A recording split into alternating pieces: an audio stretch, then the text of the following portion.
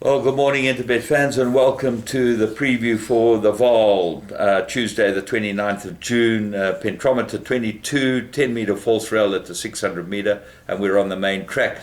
Wonderful football last night. I mean, kept you on the edge of your seat. That's why a little late this morning, but doesn't matter. We got a late start.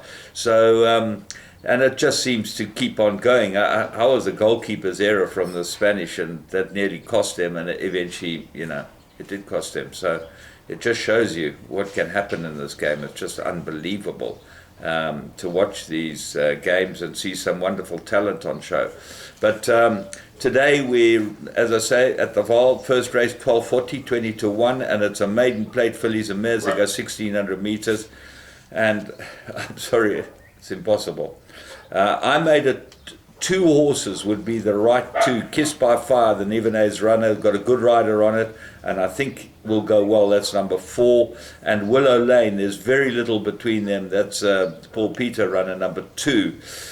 Go Dream Machine's got to have a chance. Skyview and Sekuru, I think that's a favourite, but hasn't shown that much. Its last run wasn't too bad, but with the tongue time, maybe that's a big improver.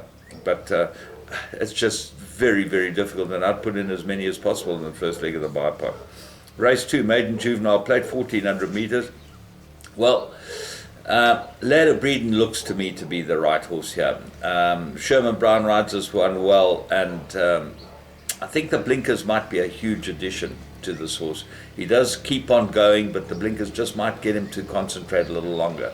Dangers, 1 Angel of War, obviously, which is a hot favourite, the even money favourite, 11-10. And 10, Spring Will Come, Diane Stenger's runner. This is 25-1, and there's no way this horse deserves to be 25-1. Run before last wasn't bad. Looks like it's coming on. Looks like it's got a chance. Race 3, maiden juvenile plate, and this is very difficult. 3, Country Flame. Kamalo sticks with this one, run on twice, but the other St. John Grey runner, Canary Walks, got good form. Nathan Klink, they got it together, and they seem to be able to win races together, Nathan Klink and St. John. Passion Fantasy, number 8, Stuart Pettigrew's runner. Look for big improvement from this one. And then at the bottom of the card, 11 Terror Time, fair first run, as with Toto's Dream. Both fair first runs, so you don't know how much they're going to improve these horses, but well worth putting them in. Right, 4th race. Well, you think that those are difficult. The first time of Paulie is all the rage. The King's Barnes from the Paul Peter stable, Warren Kennedy rides it. Motor City Hitman, there was a bit of money for that, number 13.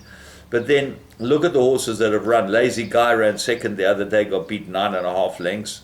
Strong Casher, run before last wasn't bad, and Silly Fella's got some form with Kamala.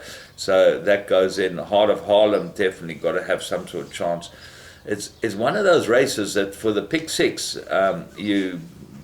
you get the first timers, they win, but the horse that runs closest is the horse to find, and it's very hard to find one.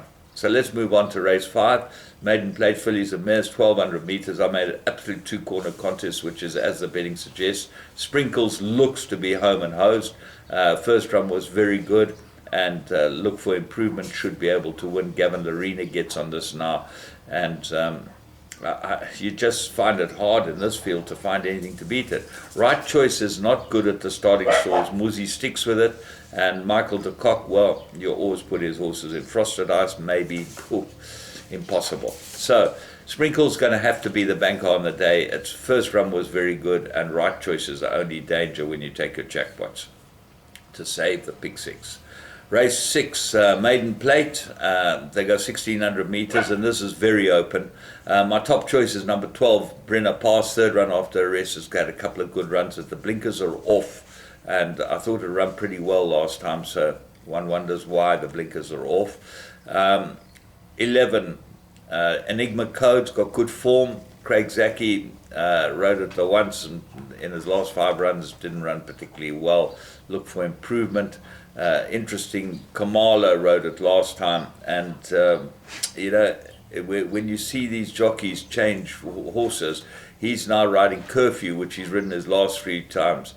And he rides for both stables. The distance suits Curfew, lot to like about it. Number 10, Star Effect, got good form. Diane Stenger's runner, she might have a nice day today. And then Spartan Warrior, Fast Draw, Regent's Park, all go into the play with Light Warrior. Mark Khan gets on that one, number 9. So it's one of those races I think you're going to have to load up. But there's opportunities to go short earlier and later. Race 7, Progress 1200. I can only see 2 horses here. Vasim, course and distance, 1 from 1, won extremely well last time. And Portico shows a lot of pace. They're the top 2 in the betting. Victoria Page comes back from a rest, so her fitness is probably in question. Race 8, Mirror Road at 84. They got 1200 meters. And here, Supreme Dance should be able to win this. He's run on very well his last 2 starts. He's been too far out of his ground, but this is second run after a rest, so that's a big, big question mark. So where do we look? Gilboa, obviously. Paul Peter, Warren Kennedy, course and distance, 1 from 1. Relatively unexposed, might be big improvement to come. Second run and Toto, maybe improved, but drawn 1, that's not in his favour. And then Written in Stone and Valtoria both go into the race for some sort of chance, with Varaglow, who's bound to crack it at any stage now.